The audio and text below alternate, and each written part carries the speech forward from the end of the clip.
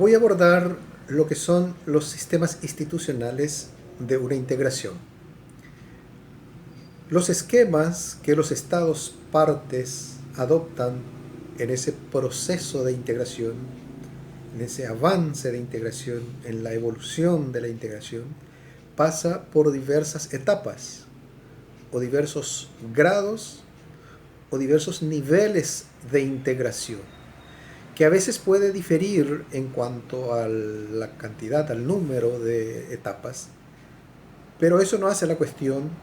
Nosotros vamos a ver 5 etapas para simplificar nuestra exposición, 5 etapas que podemos denominarlos: uno, área de libre comercio; 2, arancel externo común o unión aduanera; 3, mercado común; 4, unión económica; 5, integración económica total. Y vamos a ir desmenuzando, hablando de cada una de estas etapas. El área de libre comercio 1 es el esquema básico de una integración.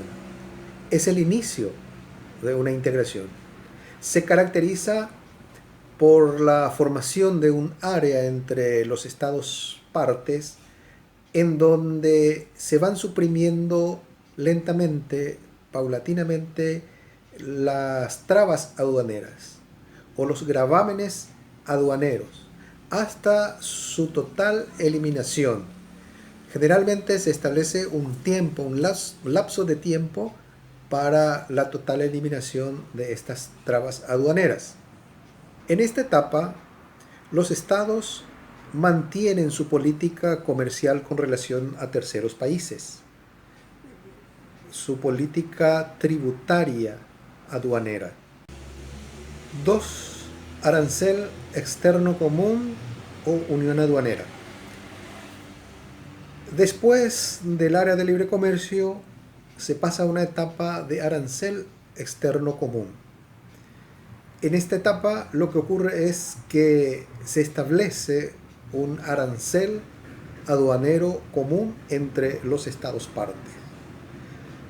La unión aduanera es el proceso por el cual se llega al arancel externo común.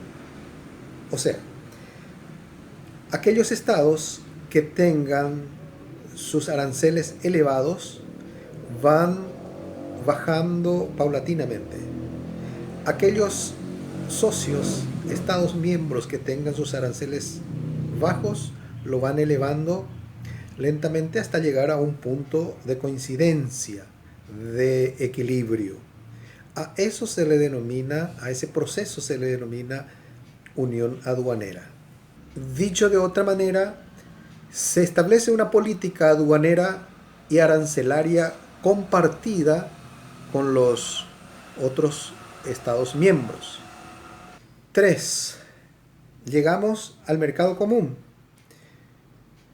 El mercado común es una etapa en donde, además del área de libre comercio, del arancel externo común, también se suprimen las barreras arancelarias a otros factores productivos, como por ejemplo existe libre circulación de persona, de capital, de servicios. Además de estos elementos que estamos citando, puede haber una coordinación de la política macroeconómica, por ejemplo, o la armonización legislativa. 4. La unión económica. La unión económica se caracteriza por la comunitarización del espacio integrado. En el plano económico se acentúa considerablemente la coordinación de las políticas macroeconómicas. La unión económica supone además haber evolucionado a todas las otras etapas que hemos mencionado precedentemente. O sea, el área de libre comercio, arancel externo común, mercado común, y llegamos a lo que es la unión económica. En la etapa de la unión económica también pueden empezar a aparecer algunos órganos de carácter supranacional.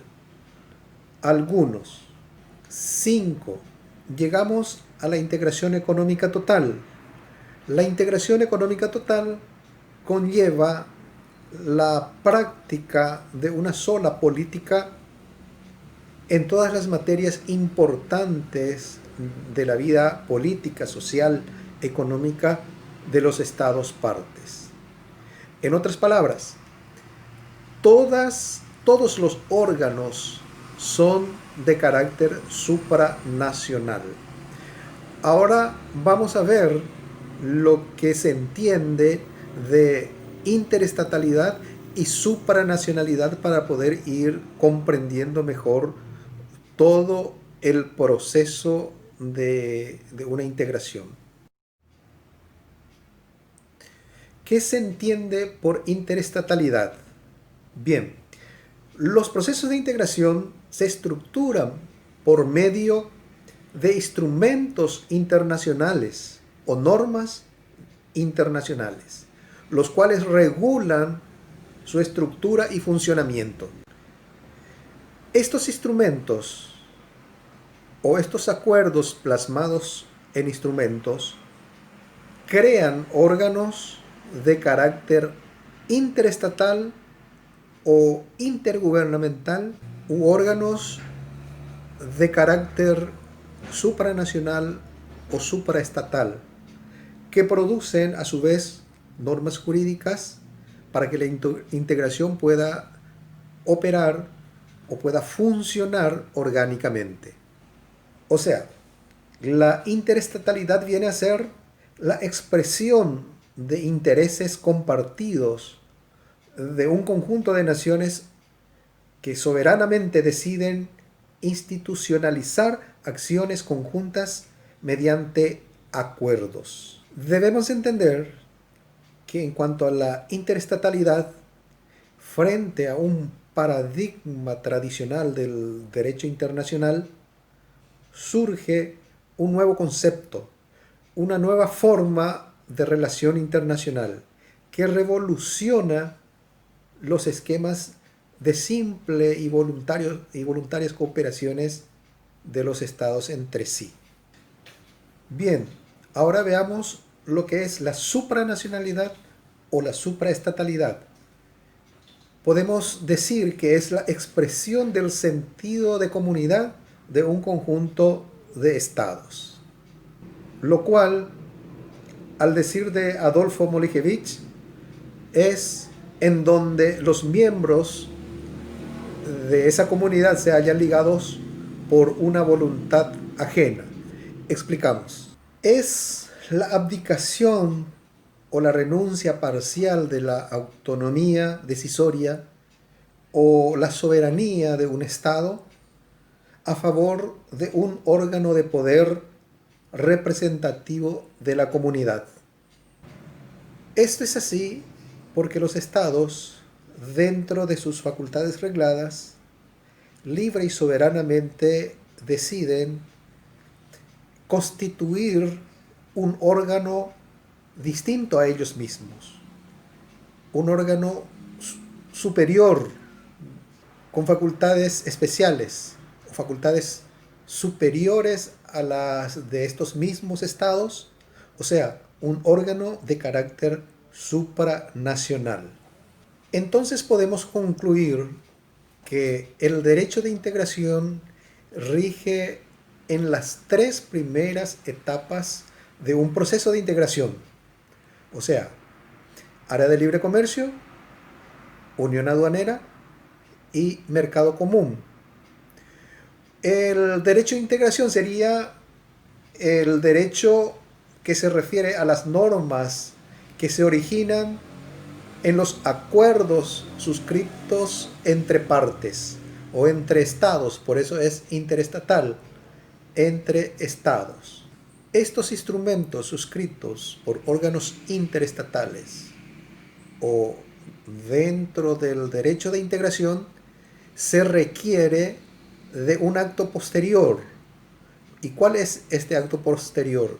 Es la ratificación del Congreso o de los congresos de los distintos estados partes para que se pueda incorporar dentro del ordenamiento jurídico interno de cada estado parte.